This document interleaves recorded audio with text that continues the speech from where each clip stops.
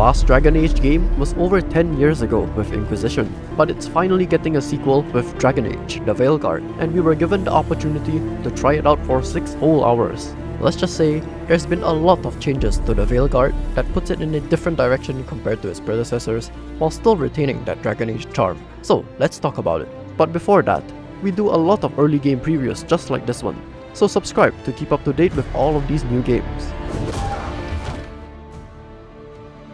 If you didn't know what the Dragon Age series is about, here's a quick rundown. The charm of the Dragon Age series is building bonds and connections with you and your companions while exploring and discovering the lore of the world.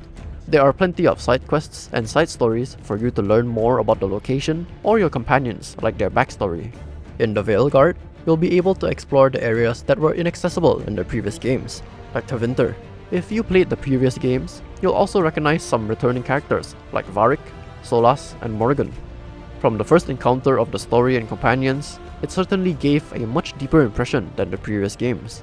During the story, you will inevitably encounter dialogue options, and your options can vary between positive, negative, direct, dismissive, sometimes funny ones, and even a flirty one. Ooh. Choose wisely though, because your companions will react differently to your choices. Some may or may not disagree with you, which will strengthen or weaken your relationship with them. Even worse, your decisions may have dire consequences, like sacrificing one person over the other. You basically have to solve a trolley problem with every decision you make. So perhaps you shouldn't pick the funny option in a serious conversation? Though who knows, maybe there are situations where the funny option rewards you. There's tons of dialogue that will alter each and every part of the story, so be prepared for multiple playthroughs to really see it all.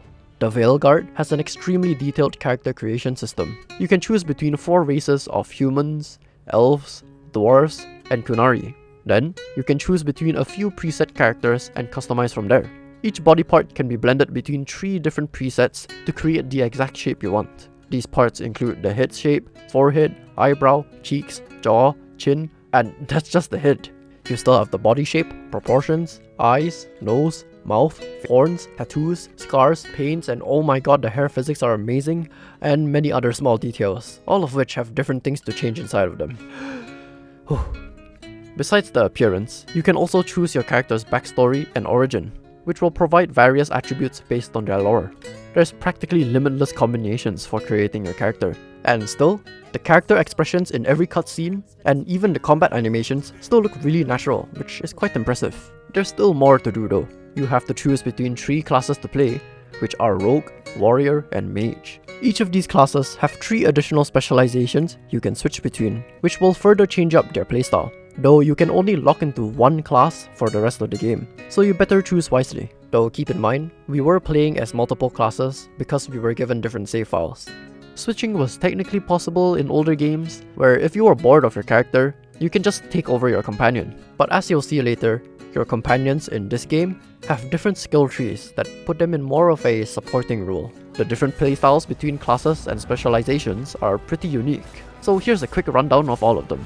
The Rogue class is all about quick movement and reflexes. They use a bow and dual swords to unleash powerful but precise attacks for lethal damage. For specializations, the Rogue can become a duelist who can parry and dodge past enemies to become stronger with every attack. The Rogue can also become a saboteur who deploys explosives and turrets that will attack for you.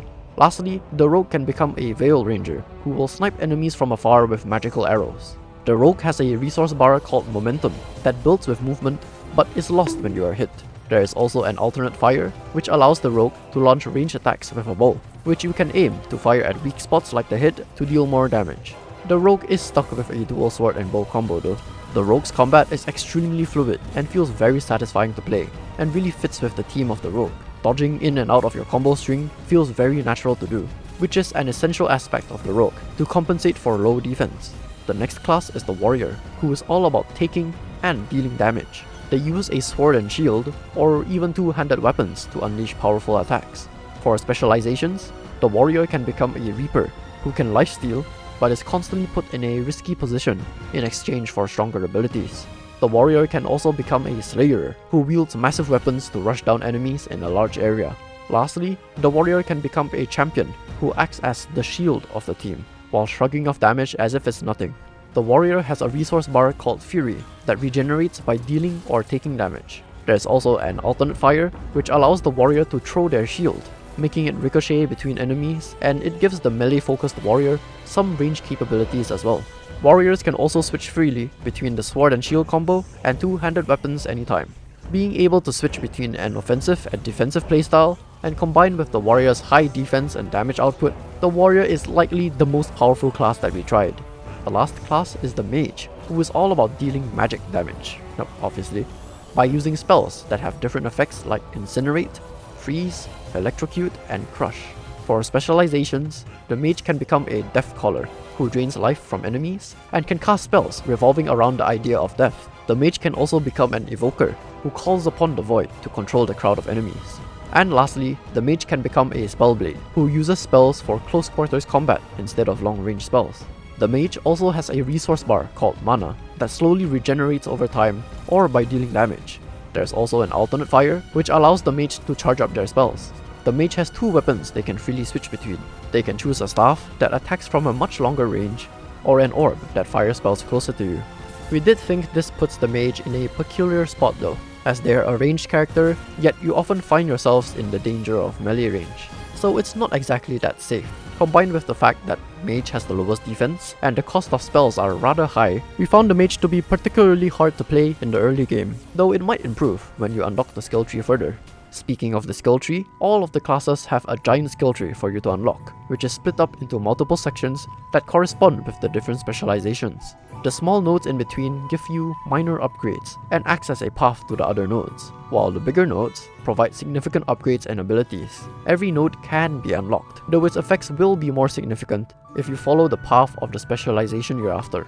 Don't worry though, because you can actually refund the nodes anytime to rebuild your skill tree without any drawbacks at all, which is quite a nice touch that lets you try out different builds. This time, the max level is level 50, compared to the previous games, which were around level 27-ish. So there are even more points for you to assign to the skill tree now, which greatly expands the type of builds you can make.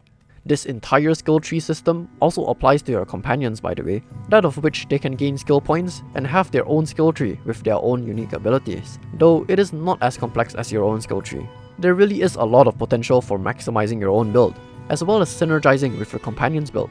If you pay close attention to your build, there are many abilities that activate or trigger one another, called primers and detonators. So it's a good idea to build your character and companions with accompanying abilities. Your character is still not complete without equipment though. Throughout the game, you will inevitably find or buy weapons, armors, and accessories. Each equipment has a bunch of stats and attributes that make it unique from one another. And instead of just basic stats, a lot of them have rather unique effects instead. You can upgrade each equipment in your hub world in order to improve its stats, but you can also enchant them to apply additional unique attributes. A very good quality of life feature that we discovered is the way they deal with duplicate items. In many other games, your inventory is just filled with useless junk that you've seen before. In the Veilguard, there is a system where if you find a duplicate item, the original item you found will have its rarity increased automatically, which really reduces the amount of clutter. All of this makes it a very flexible equipment system, which lets you customize your gear to suit any build you're trying to make. And again, this equipment system also applies to your companions, so there is as much building to do with your companions besides your own character. Now that you're finally ready, we can talk about the combat. The game is now an action RPG, instead of a turn-based RPG with the earlier games. The combat has typical action gameplay, with attacking, dodging, parrying, guarding, and using your various abilities, that of which are unlocked in the skill tree, and will use up your character's resources as mentioned earlier. All your attacks and abilities can be seamlessly chained together, which makes combat extremely fluid to play. Your companions can do all of this too, but you can't directly control them. Instead, you can issue commands to your companions, making them focus on a specific enemy or commanding them to use their abilities.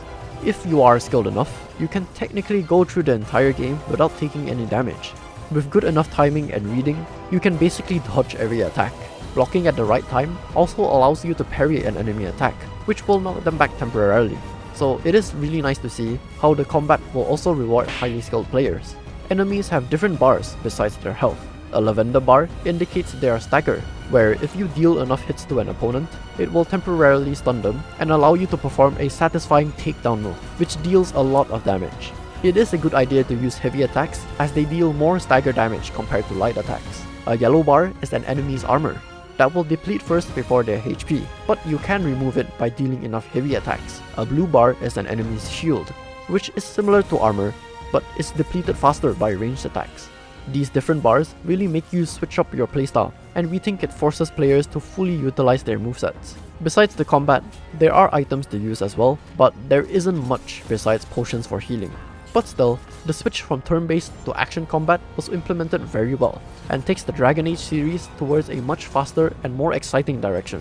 To summarize, Dragon Age the Veilguard is a super in-depth game, and there's plenty more to see beyond our 6-hour playthrough. There are so many factors that can influence the story in your playthrough, so each playthrough, assuming you replay it, will be very personalized to the choices you made. We think there's a good chance that Lucanus and Bellara will be fan-favorite companions. Like, Lucanus has this demon that no one else can see, so sometimes people just think he's crazy or something.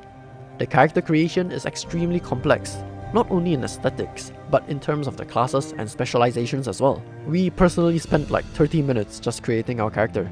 The skill tree is massive, and it will take a long time for you to try out every possible playstyle. Refunding without drawbacks is a very nice touch as well, so you can rebuild your character anytime. The depth and flexibility of customization also applies to your equipment. Upgrading and enchanting allows you to create the exact build you're looking for. The quality of life addition of finding duplicates and upgrading its rarity was quite an interesting feature as well. Not to mention, the customization of the skill tree and equipment will also apply to your companions as well, which brings up so many opportunities for synergizing your party to a specific playstyle. The switch from turn-based to action combat was implemented very well, and the pace of the combat is very fast and exciting, which will be an interesting turn for Dragon Age's direction. Combined with the various classes, specializations, equipments, and abilities, there is a ton of replayability in order to truly see everything. Overall, we only had 6 hours to try out the game, but despite our short time with the game, we think it has the potential to be one of the best RPGs for the PS5 and Xbox Series X and S era. With that said, will you consider picking up Dragon Age the Veilguard? Let us know in the comments, and don't forget to subscribe for future game previews just like this one.